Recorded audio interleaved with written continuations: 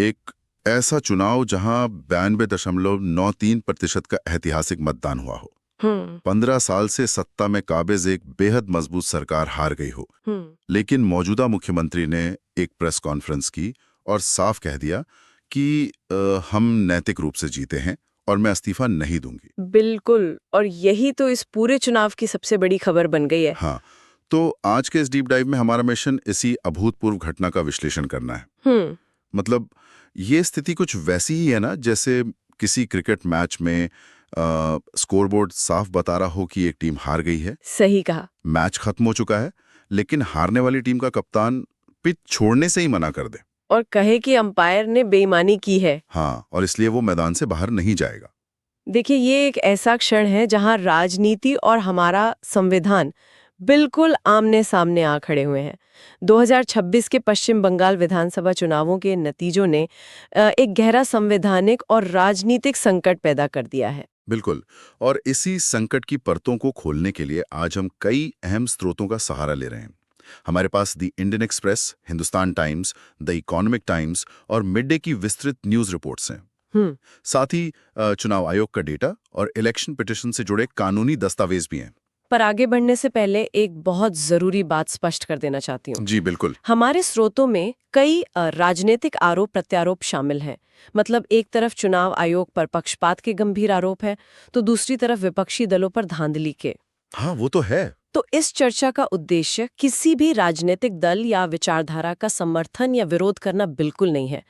हमारा काम सिर्फ स्रोतों में दी गई जो तथ्यात्मक जानकारी है और जो कानूनी स्थिति है उसे निष्पक्ष रूप से सामने रखना है। बिल्कुल सही कहा आपने। श्रोताओं को एक साफ तस्वीर मिलनी चाहिए। तो चलिए सबसे पहले उस स्कोरबोर्ड को देखते हैं जिसने इस पूरी संवैधानिक उलझन को जन्म दिया है। 4 मई 2026 को 294 सीटों वाली विधानसभा में से 293 सीटों पर वोटों की गिनती हुई और नतीजे आए जिसमें भारतीय जनता पार्टी ने 207 सीटें जीतकर एक स्पष्ट बहुमत हासिल किया।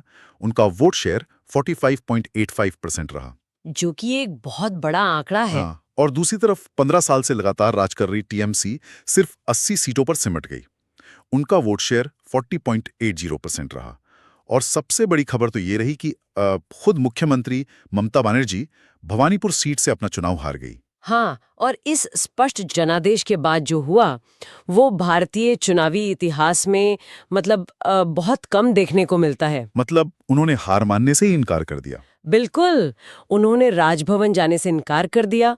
उन्होंने खुले तौर पर चुनाव आयोग को विलन करार दिया और दावा किया कि 100 से ज्यादा सीटों पर जनादेश मशीनरी के जरिए छीना गया है। अच्छा। उनका तर्क है कि तकनीकी तौर पर जो भी हुआ हो, लेकिन जनता का असली वोट उन्हें मिला है, इसलिए वो कुर्सी नहीं छोड़ेंगी। यहीं पर मुझे एक बहुत बड़ी वैधानिक उलझन नजर आती है। मतलब क्या कोई मुख्यमंत्री जो खुद अपना चुनाव हार चुका हो और जिसकी पार्टी बहुमत खो चुकी हो, वो तकनीकी या कानूनी रूप से कुर्सी पर बना रह सकता है? देखिए, अगर हम संविधान की बात करें, क्योंकि संविधान का अनुच्छेद 164 तो कहता है कि मुख्यमंत्री राज्यपाल के प्रसाद पर्यंत यानी during the pleasure of the governor पद पर बने रहते हैं। इसे पढ़कर तो ऐसा लगता है जैसे ये पूरी तरह से राज्यपाल की मर्जी पर निर्भर है। नहीं, यहीं पर संविधान की भाषा और उसके व्यावहारिक अर्थ में सबसे बड़ा अंतर है। अच्छा। हाँ, during the pleasure of the governor का मतलब यह नहीं है कि राज्यपाल अपनी व्यक्तिगत पसंद से किसी को भी मुख्यमंत्री बनाए रख सकते हैं। कानूनी रूप से इस प्रसाद का सीधा सा मतलब है विधानसभा के पटल पर बहुमत होना। ओहो, मतलब नंबर गेम है सब। बिल्कुल, जब तक आपके पास 148 विधायकों का आंकड़ा है, राज्यपाल का प्रसाद आपके साथ है, जैसे वो आंकड़ा खिसकता है वो अधिकार स्वतः समाप्त हो जाता है। और इसके साथ ही अनुच्छेद 172 भी तो है, जिसके तहत पुरानी विधानसभा का कार्यकाल 7 मई 2026 को समाप्त हो रहा है। मतलब 7 मई के बाद तो उस पुरानी विधानसभा का वैधानिक रूप से कोई वजूद ही नहीं बचेगा ना? एकदम सही। और इस पर विधि विशेषज्ञ स्वप्निल त्रिपाठी के विश्लेषण से बहुत अच्छी रोशनी पड़ती है। उनका मानना है कि मुख्यमंत्री का इस्तीफा से इनकार करना कोई कानूनी दाव नहीं है। तो फिर क्या है? ये विशुद्ध रूप से एक राजनीतिक कदम है। हमारी संवैधानिक परंपरा ये है कि जब भी नई विधानसभा का चुनाव होता है तो निवर्तमान मुख्यमंत्री को परिणाम आते ही इस्तीफा देना होता है। उसके बाद राज्यपाल उन्हें नई सरकार के गठन तक केयरटेकर यानी कार्यवाहक मुख्यमंत्री के रूप में काम करने का निर्देश देते हैं। लेकिन अगर वो इस्तीफा देने से ही मना कर दें तब क्या होगा? मतलब संवैधानिक मशीनरी काम कैसे करेगी? ऐसी स्थिति में जैसे ही पुरानी विधानसभा भंग होगी और नई विधानसभा का गठन होगा, राज्यपाल के पास सबसे बड़े दल यानी जिनके पास 207 सीटें हैं, उनके नेता को सरकार बनाने के लिए आमंत्रित करने का संवैधानिक दायित्व है। अच्छा, तो उन्हें बुलाना ही पड़ेगा। बिल्कुल। और अगर मौजूदा मुख्यमंत्री तब भी अड़ी रहती हैं और राजभवन पर अपना दावा नहीं छोड़ती हैं, तो राज्यपाल को फ्लॉ टेस्ट यानी शक्ति परीक्षण का आदेश देना होगा, जहां उन्हें साबित करना होगा। हाँ, सदन के अंदर जब वोटिंग होगी और ये साबित हो जाएगा कि मौजूदा सरकार के पास बहुमत नहीं है, तब उन्हें संवैधानिक रूप से बर्खास्त कर दिया जाएगा। मतलब ये लगाई विधानसभा के अंदर तो ज्यादा दिन तक नहीं खींची जा सकती। बिल्कुल नहीं। शायद इसीलिए मुख्यमंत्री का ये पूरा रुख चुनाव आयोग पर सवाल उठाने पर केंद्रित हो गया है। और स्रोतों के मुताबिक उनके इस दावे के केंद्र में जो सबसे बड़ा तर्क है वो है स्पेशल इंटेंसिव रिवीजन यानी SIR प्रक्रिया।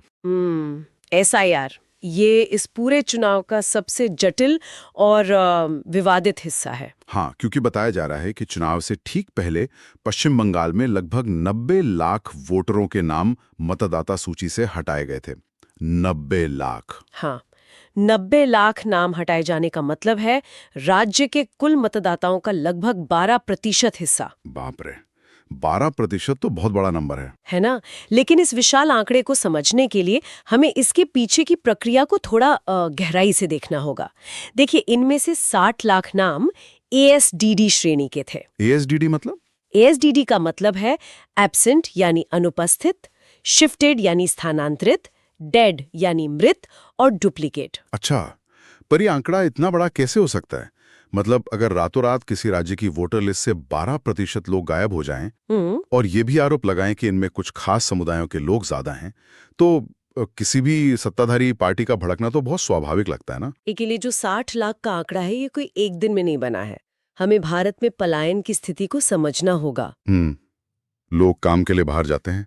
बिल्कुल, लोग रोजगार या शादी के कारण गांव से शहर या दूसरे राज्यों में चले जाते हैं, लेकिन पुरानी जगह से अपना नाम कटवाते नहीं है। सही बात है, कोई ध्यान नहीं देता इस पर। और मृत्यु के मामलों में भी परिवार अक्सर चुनाव आयोग को सूचित नहीं करते। तो जब 10-15 सालों तक लिस्ट की आक्रामक तरीके से सफाई नहीं होती, तो ये डुप्लीकेट और मृत वोटरों का आंकड़ा बहुत बड़ा हो जाता है। अच्छा, तो ये 60 लाख तो वो हो गए, बाकी के 30 लाख का क्या? बाकी बचे 27 लाख मामले ऐसे थे जिनका फैसला न्यायिक अधिकारियों के पास लंबित था। और मुख्य चुनाव आयुक्त ज्ञानेश कुमार ने स्पष्ट किया था कि ये पूरी SIR प्रक्रिया सुप्रीम कोर्ट के निर्देशों पर की गई थी। मतलब चुनाव आयोग ने अकेले नहीं किए सब? बिल्कुल नहीं। कलकत्ता उच्च न्यायालय के मुख्य न्यायाधीश इसकी निगरानी कर रहे थे। बाकायदा 150 न्यायिक अधिकारी नियुक्त किए गए थे ताकि मतदाता सूची की शुद्धता सुनिश्चित की जा सके। लेकिन TMC का तो सीधा आरोप है कि ये एक सोची समझी साजिश थी। उनका कहना है कि ये नाम जबरन काटे गए और बाद में गुपचुप तरीके से करीब 7 लाख नए नाम जोड़ दिए गए, जिससे चुनाव के नतीजे पलट गए। पर यार, मुझे यहाँ एक गणितीय उलझन हो रही है। जैसी उलझन?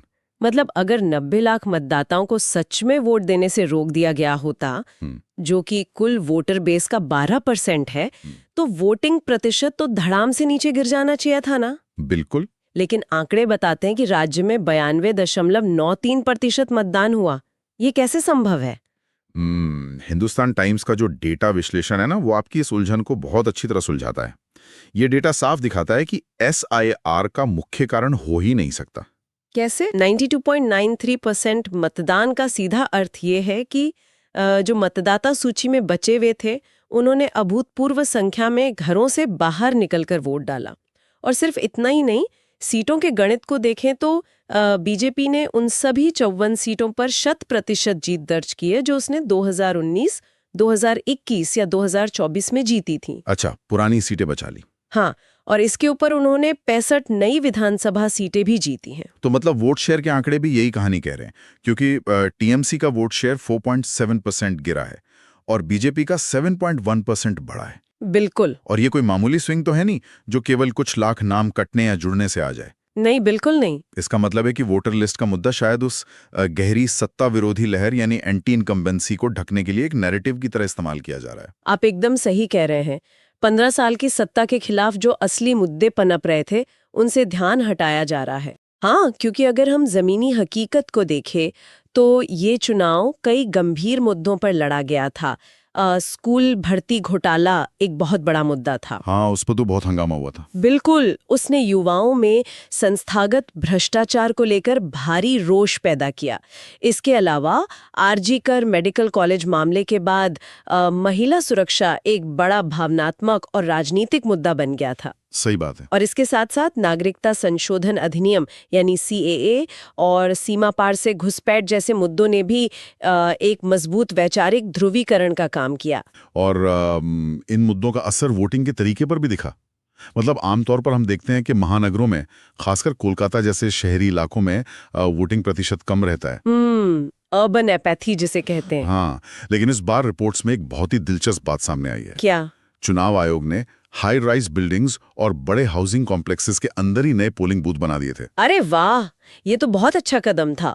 बिल्कुल, क्योंकि पहले ही आरोप लगते थे कि चुनाव के दिन राजनीतिक कार्यकर्ता बाहर से इन इमारतों के गेट पर ताला लगा देते थे। अच्छा। या डर का माहौल बनाते थे ताकि शहरी मतदाता बाहर ना आ सकें। इस बार बूथ अंदर होने से लोगों ने, खासकर बुजुर्गों ने, बिना किसी डर के वोट डाला।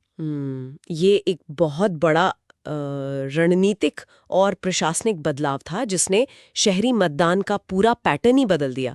और जहां मुकाबला कांटे का था, वहां एक एक वोट की अहमियत दिखी। हाँ, बिल्कुल। आप राजाहाट न्यू टाउन जैसी सीट का ही उदाहरण ले लीजिए। वहां मुकाबला इतना कड़ा था कि रिकाउंटिंग करानी पड़े। अच्छा, वहां क्या हुआ? अंत में बीजेपी के पीयूष कनोडिया ने टीएमसी के तापस चटर्जी को मात्र 309 वोटों के अंतर से हराया। सिर्फ 309 वोट? हाँ, और यहीं से बीजेपी का अंतिम आंकड़ा 207 तक पहुंचा। लेकिन कांटे के टक्कर के साथ साथ चुनावी हिंसा और गड़बड़ी के पुराने साए भी इस चुनाव में दिखे। मतलब डायमंड हार्बर और मगराहाट पश्चिम की सीटों पर 15 बूथों पर चुनाव आयोग को रीपोलिंग यानी दोबारा मतदान कराना पड़ा। हाँ, मैंने भी पढ़ा था। क्योंकि वहां आरोप था कि ईवीएम मशीनों पर विपक्षी उम्मीदवारों के बटन को टेप या च्युइंगम लगाकर जाम कर दिया गया था। ये तो बहुत गंभीर आरोप है। और फलता विधानसभा सीट पर तो स्थिति इतनी खराब थी कि पूरी की पूरी सीट पर 21 मई को दोबारा मतदान कराने का फैसला लिया गया।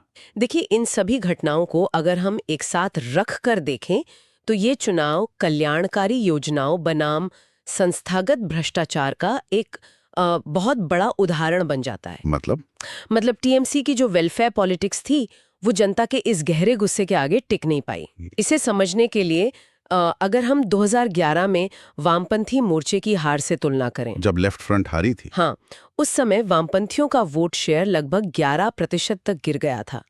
उस ऐतिहासिक पतन के मुकाबले टीएमसी का वोट शेयर केवल 4.7% गिरा है। अच्छा, तो उनका पतन उतना बुरा नहीं है। बिल्कुल। और यही कारण है कि वे पूरी तरह से साफ होने के बजाय 80 सीटें बचाने में सफल रहे। लेकिन चिंता की बात यह है कि अगर बचे हुए मतदाताओं का भी मोहभंग होता है तो उनकी राजनीतिक जमीन और तेजी से खिसक सकती है।